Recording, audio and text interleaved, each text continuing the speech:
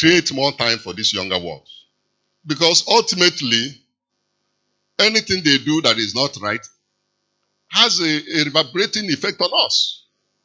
So training and retraining is the key. Then we move on to professional advisory.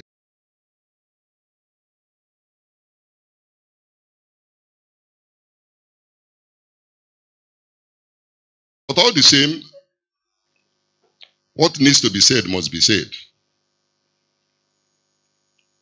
Things are very difficult in the country at the moment, and every profession is looking for where to find means of livelihood.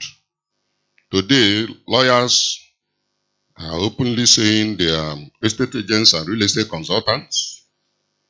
Accountants also undertake valuations. Quantity surveyors say they are better than us in doing insurance valuation. And the engineers are saying they are better equipped than estate surveyors and valuers to value plant and machinery and other business assets. A new brand of value-added property management technique has also emerged, known as facility management, which lawyers and others are also claiming. So we have this problem, like I said earlier, because of the situation in the country. Everybody feels that it's easy to be an estate agent, and so they are all involved in estate agents. If you recall, some years back, Mr. Joey Dudu gave his own lecture here, and the kernel of most of the high-rise buildings in Lagos Skyline were project managed by estate surveyors and valuers. NIDB building, Eco Court Complex, Naira House, the building occupied by Shell, formerly occupied by Shell, I don't know if they're still there. Bookshop House. Many of these buildings were done by Knight Frank and Rotley. And I also remember Adebi Shonaike, Ebenezer Ikeina, and some others were involved in project management when we were young surveyors. But today, what is happening? We seem to have lost it too to other professions. And believe you me, we are better qualified to be project managers because of our training. Estate surveyors and valuers are the only ones in the built industry that has knowledge of other professions in the built industry. And we also have the management capability to bring together other professionals. But I don't know, maybe because of the need for quick money. You know, project management takes time. So I would like to encourage us, some of us who are still involved in project management, like Evita Longe, Bengo Laneo, Dalozo, O.S. Bello, and so many others, and some others, not so many, some others. I'd like to encourage you, please try to show your skill, try to mentor others who are not into it, so that they can see the need for it. Even as a young surveyor in Knight Frank, I did a block of flats in Victoria Land for the late General Nyenga. So, what is happening today is something that I cannot explain. But we can reverse it. And the only way we can reverse it is to have a structured system where and the possibility of getting mentoring from those who know it. Please don't keep your knowledge to yourself. Let us spread it. Now, the next challenge we are having is that of government, which I call political interference. And this is the one that I cannot really understand.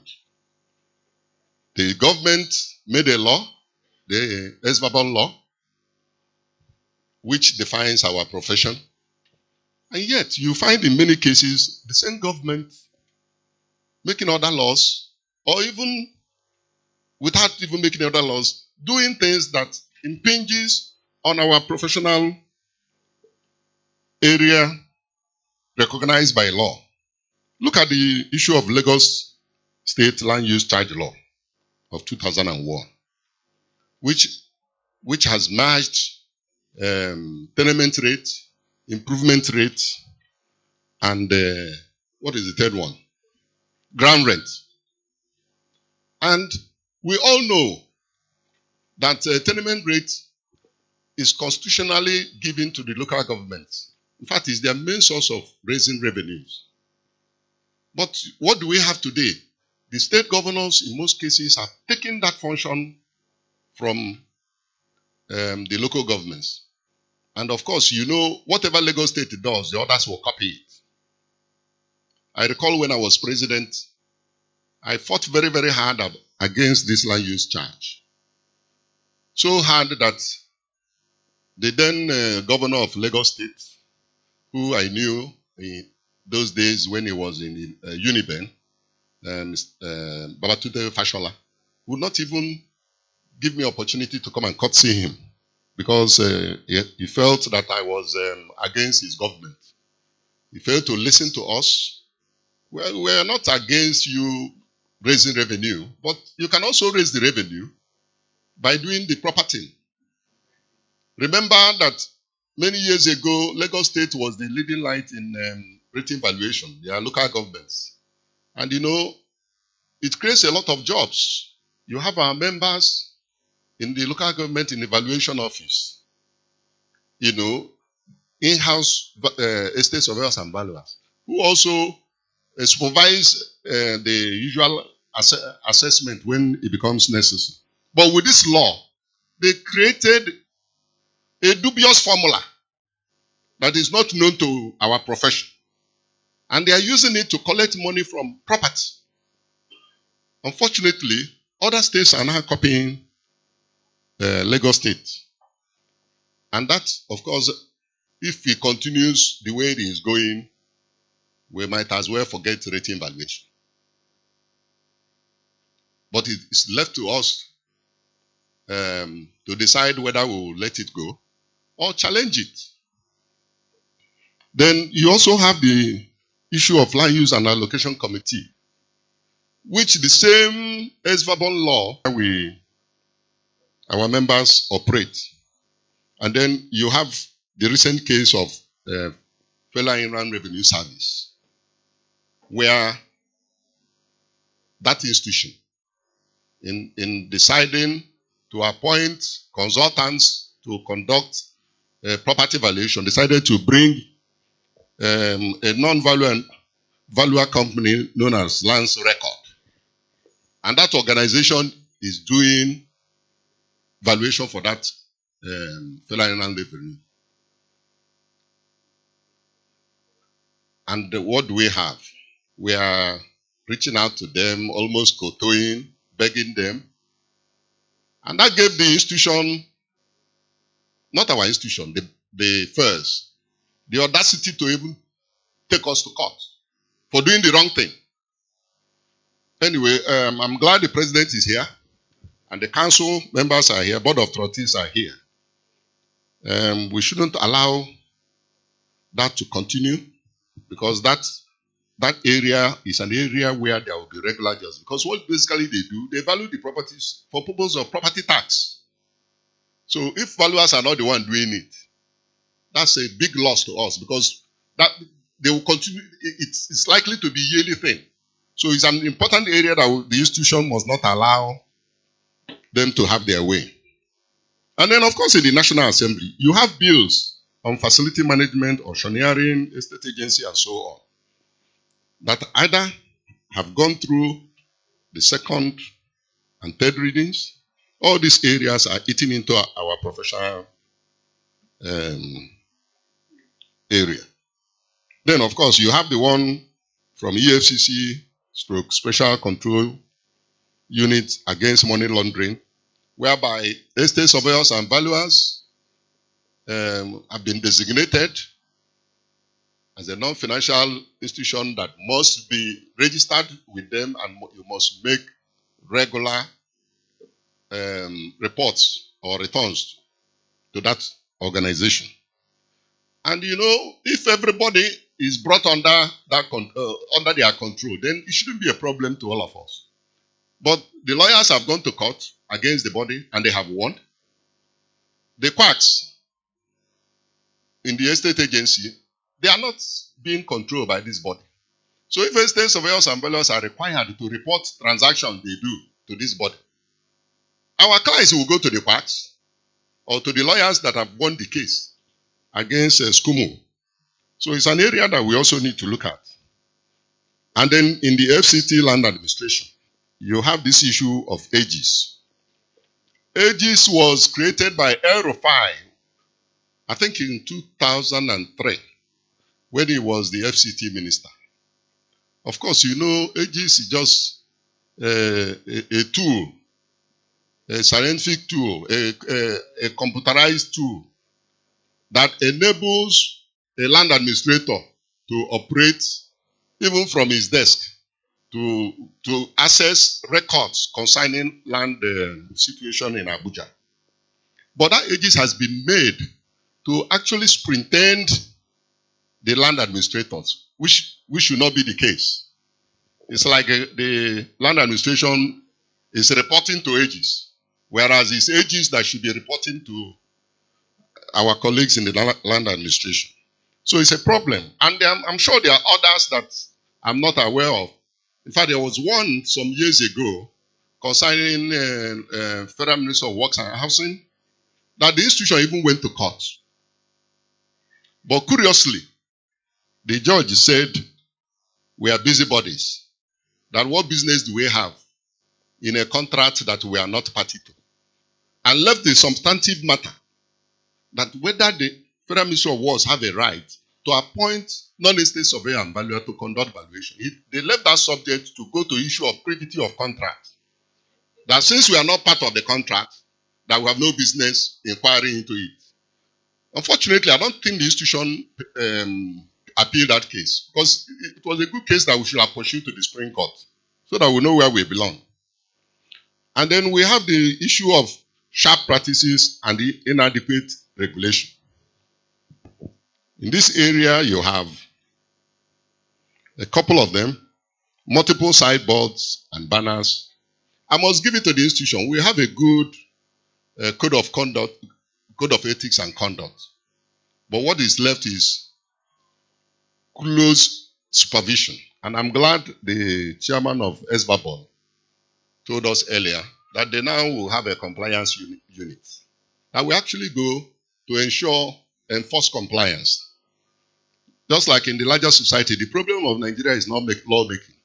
The problem is compliance. And then you have the issue of gazumping.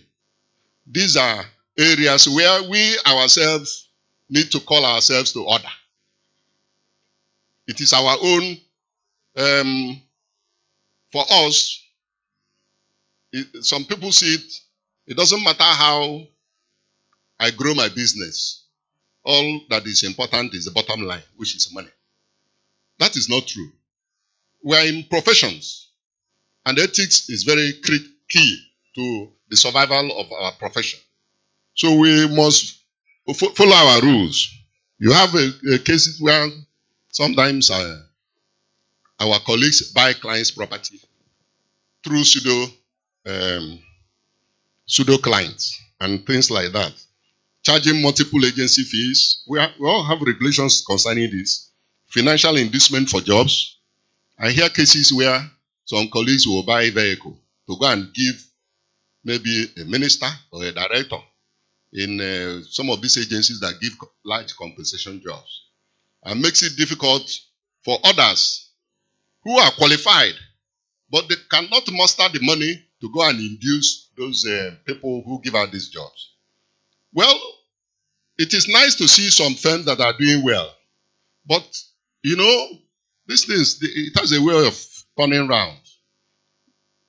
We must also bear it in mind that for this institution to grow, it must have a level playing field for every one of us. Then we have the issue of the marketing our colleagues. People say, oh, I'm the best. That firm, don't mind them. They don't know what they are doing. If you allow us to do it, we'll do it better. Then you have issue of multiple powers of attorney. That is the one that is so bad. A colleague will obtain power of attorney from an individual or from a community. Another colleague with knowledge that his colleague has already got power of attorney from that place will go behind with gifts and other inducements to get the donor to withdraw that power of attorney and give to. Of course, we have cases like that in PPC, which the institution have dealt with in the past. But the problem in Nigeria, people don't like to report.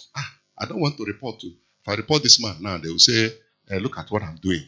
We must report malfeasance. That is the only way we can keep our members in check.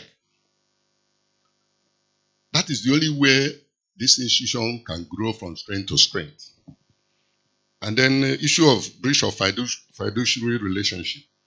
Our relationship with our clients, we will have issue of law that you must protect the dealings you have with your client, except of course you are forced by law to disclose it.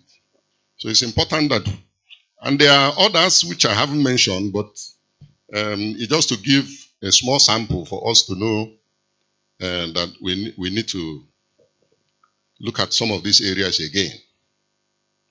Then issue of specialization. It has been talked about earlier on. This is very important.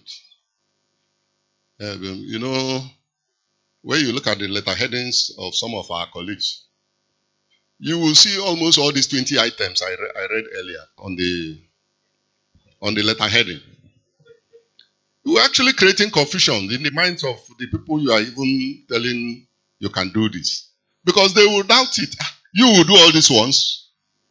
So we need to look at this issue. It has been in the front burner for a long time, but it's like after some time it dies now. But I'm glad that the institution has created the faculties or business groups, and I hope those faculties will help to get our members to understand there is need for us to specialize.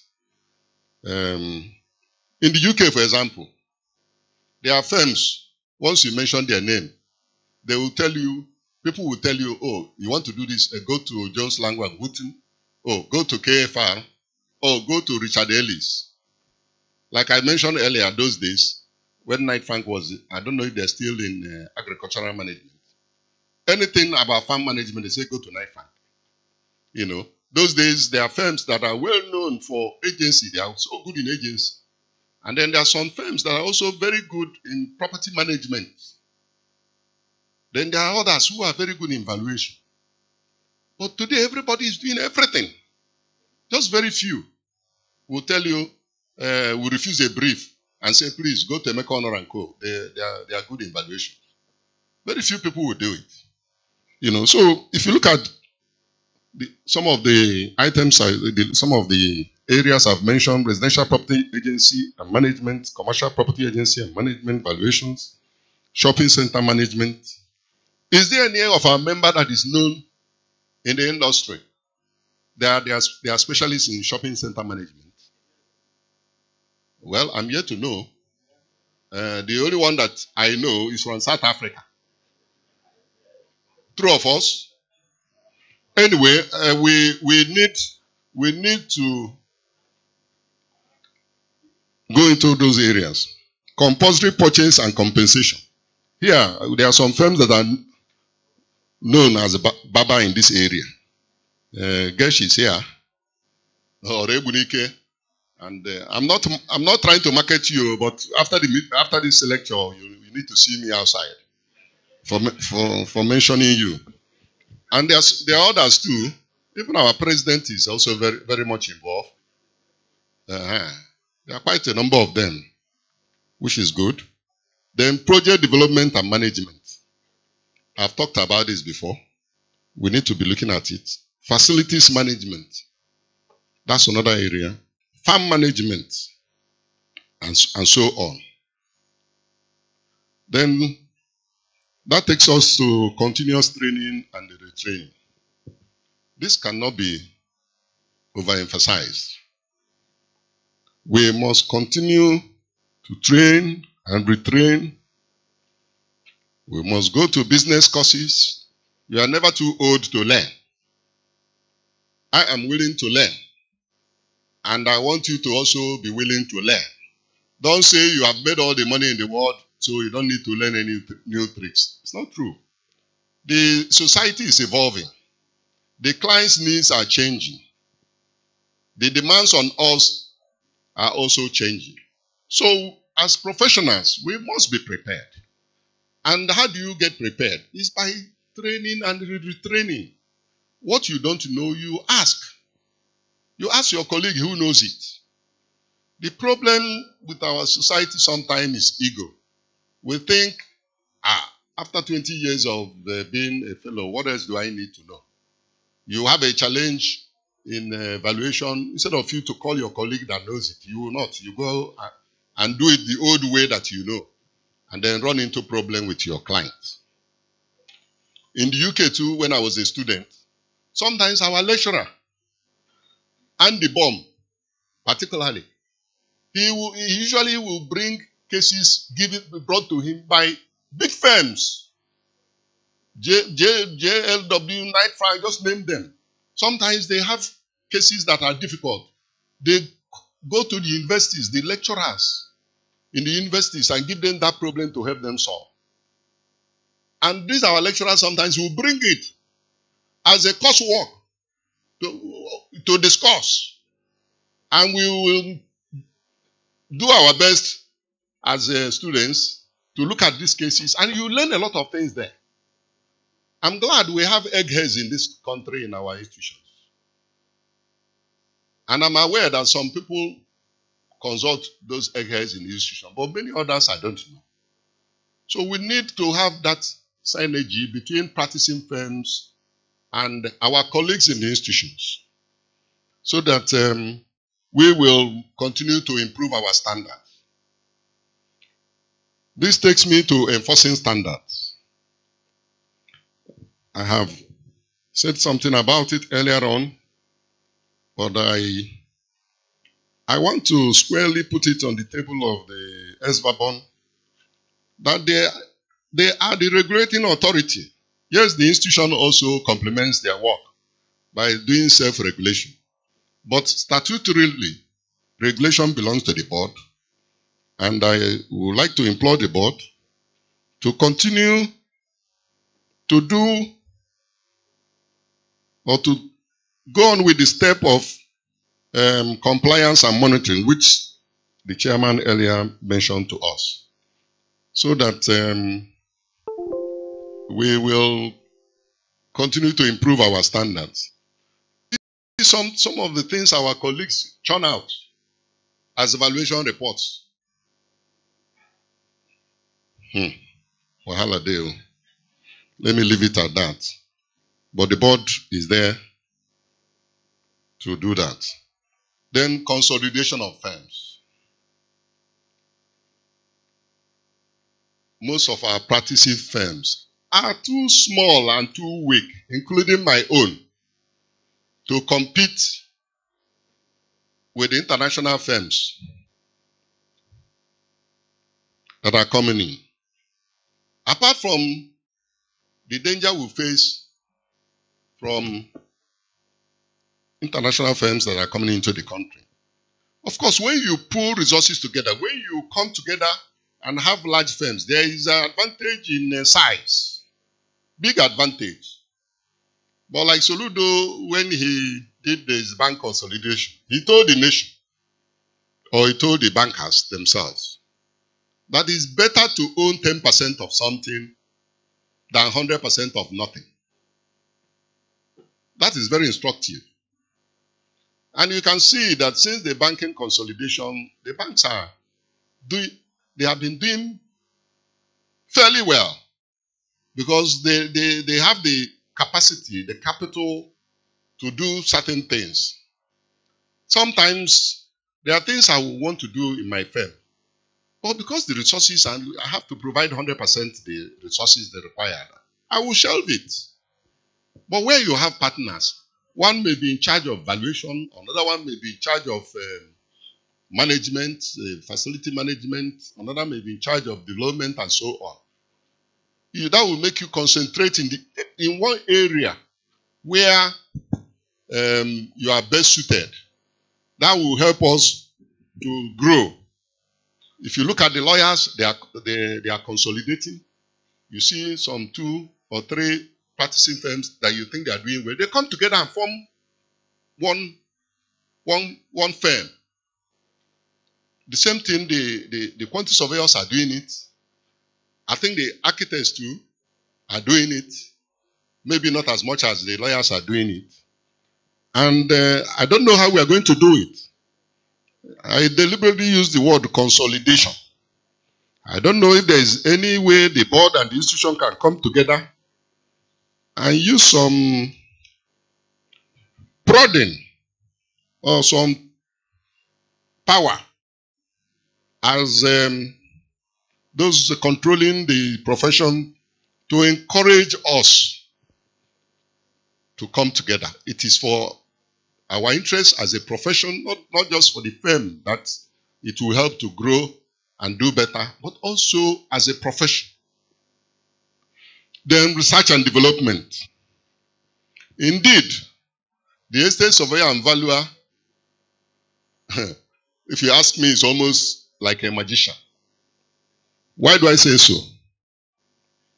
In the UK and even elsewhere, the valuer has access to records, to information, to data, to do his work. Sometime last year, in anticipation of a job that I was expecting, a job that will involve valuation of a jet, I started doing some research. And it took me to an organization in Canada. And I was surprised. The level of information available to the valuer who is involved in marina, they call it marina there, marina valuation. The detail that they provide, both for the depth and so on, so much information that all the valuer requires to do is to take the information, apply some judgment, and come to a well-considered valuation. But here, you want to value a jetty. You don't know the depth. You may not have the original drawing to know the depths and so on. So I actually want to applaud the estate surveyors and valuers in Nigeria. They are really doing very well based on the information that are available to us. Don't you want to clap for yourself? It is tough to be an estate surveyor and valuer here. And I want to also commend the institution. Some years back, the institution commissioned a committee that came up with some records. And that record, I tell you, is still very useful, even up to today. But it needs updating. We should take it as a major thing that the institution must do. Since the big firms in Nigeria are now helping the profession by way of R&D. I will always like to refer to the UK because I trained there. In the UK, Knight Frank and Rotley and so many other big firms, they provide regular information on market trends. Regular on yields, on rentals, and what have you. Free of charge to the society. So since we don't have such happening here, we must invest heavily in research and development, because that is the only way to ensure that we improve our valuation. In North America, you have multiple listing services There you get a lot of information to assist you. In fact, somebody was showing me how they do valuation in the US, in a city in the US. And they gave me an example of a property in one street. And he went into the system and he got all the properties sold in the previous 1 year in that street and the neighborhood. The description and all that. And those are the kind of things we need to do a reasonable valuation job, so that people will stop, our clients will stop complaining that the variance between one valuer's report and the other is very wide. Then, we need to participate in politics. In Nigeria, it's like it's winners take all. And if you are not involved in politics, your profession will suffer. We have never had an estate surveyor who is a minister. We have never had an estate surveyor who is a governor. We are hoping to have one in Akwa Ibom, right? We are hoping to have one there. Even ordinary local government chairman. I don't know how many estate surveyors and valuers have been local government chairman.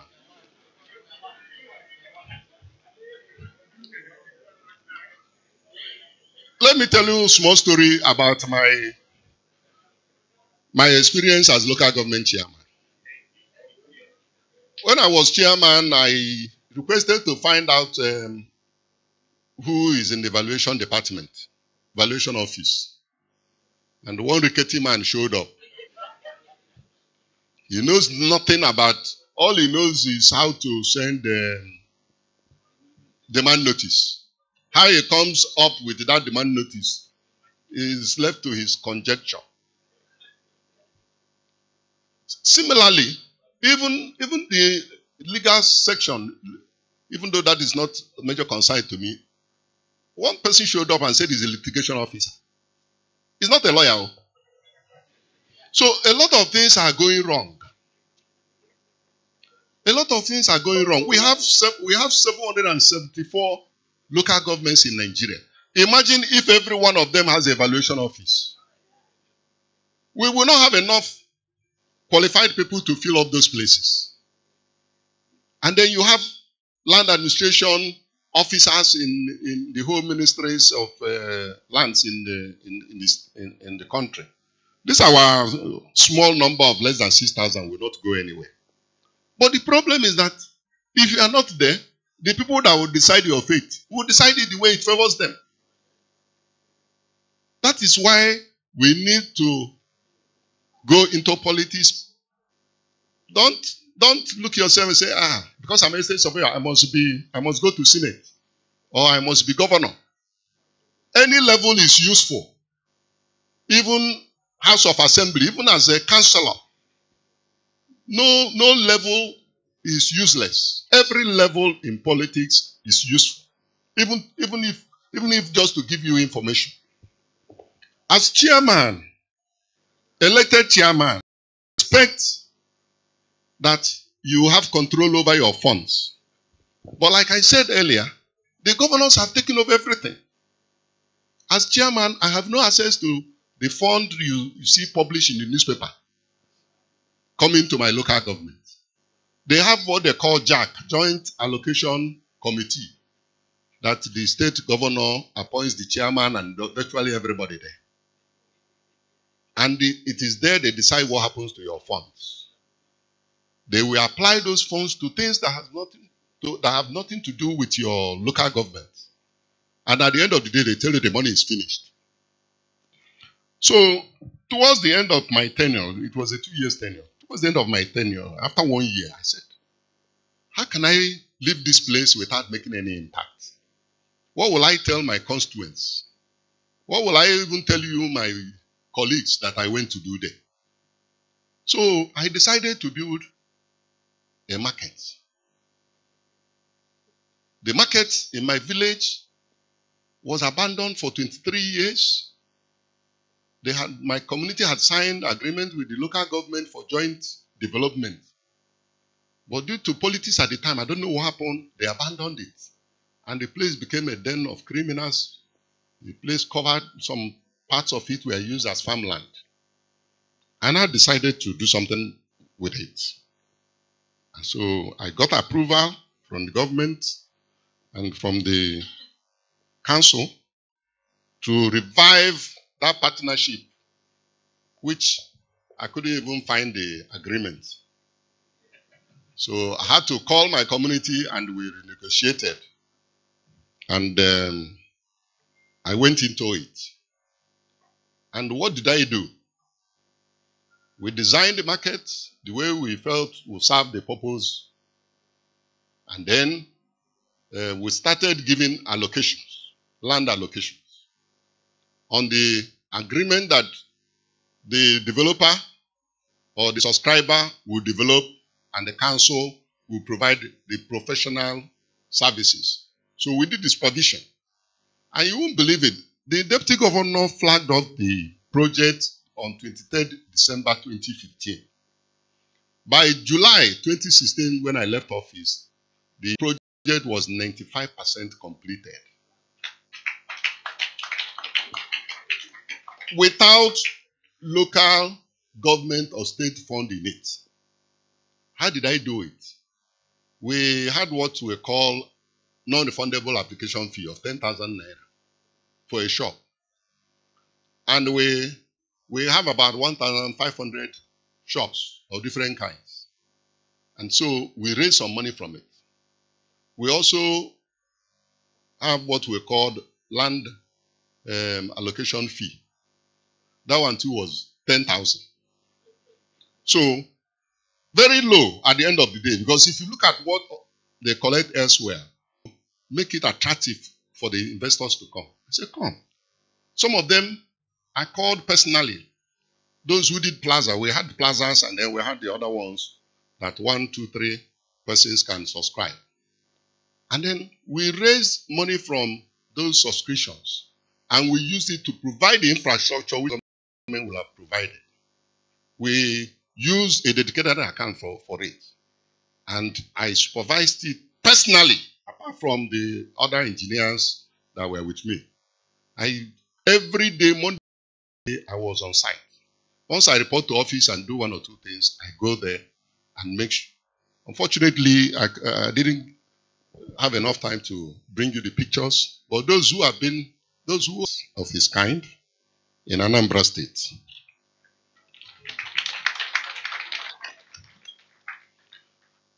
In conclusion, you came at the right time to remind me. In conclusion, the real estate only contributed 6.83% of the Nigerian GDP. So that shows there is still room for improvement. So there is good prospects for the profession. Those colleagues who felt frightened by the topic I chose to speak on, issues that will help us to develop our profession better and so that our services to our clients are also very much improved. Thank you very much for listening.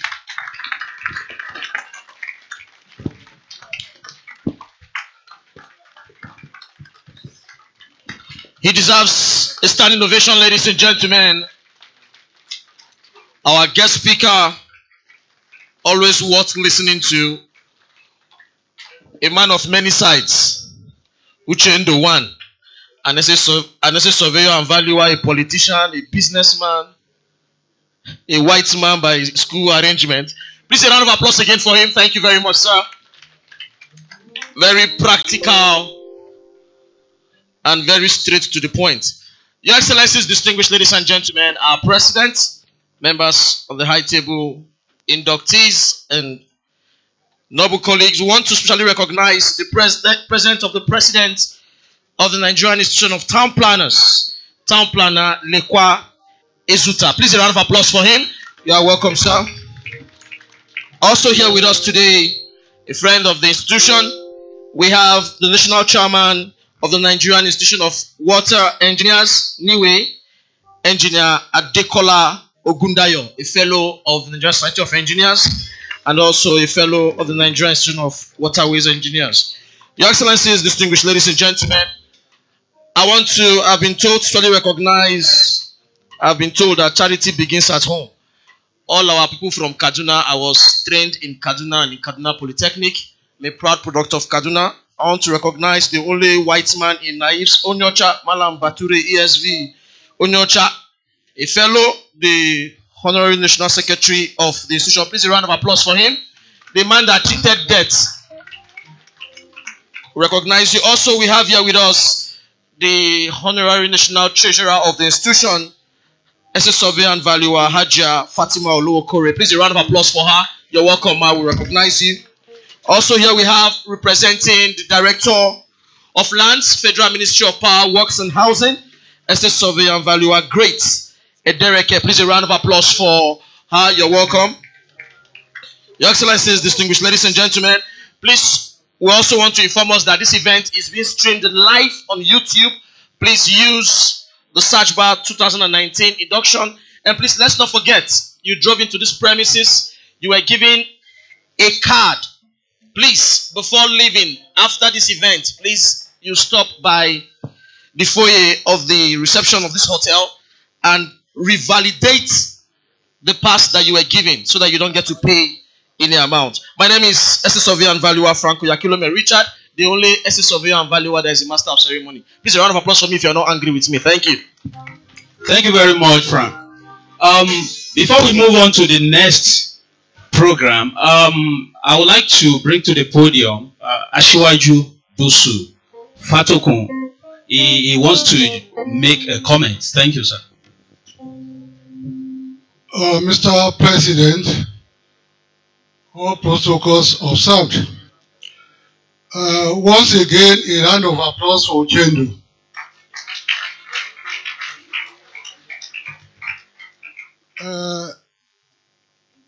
If you want to discuss this paper, it's just like you want to discuss the problems of Nigeria. And you will not leave this place to. Of course, most of the problems are well known and well documented. First,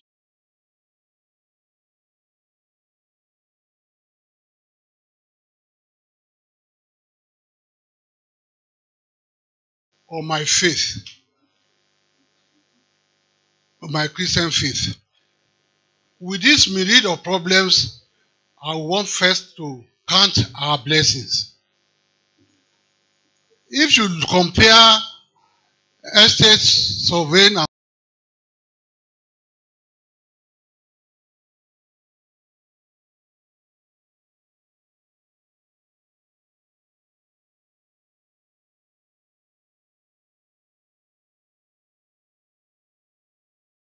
around looking for tenants, or you are with the oil company try to secure breeze for compensation. Honestly, we cannot complain. And maybe because of this blessing, that has arisen some of our problems. Why the profession is very, very elastic. I think most of the problems, in fact, all the problems, we have to categorize. Those ones we have controls over, and those ones we don't have control.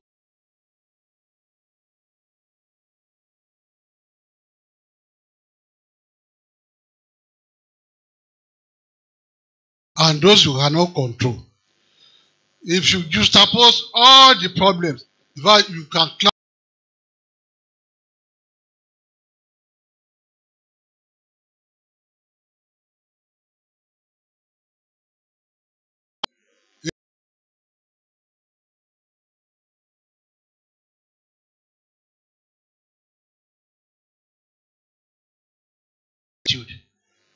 Challenges are for human beings. In fact, the day challenges cease, you are dead. So we must recognize that fact. It's very, very important. Now, looking at the issues, in fact, there is a paradox. One paradox is that why the lecturer, the guest speaker, was trying to make us understand that there is a low ratio between surveyors and to the population of Nigeria. But in terms of gainful employment, should we still wish for accelerated expansion?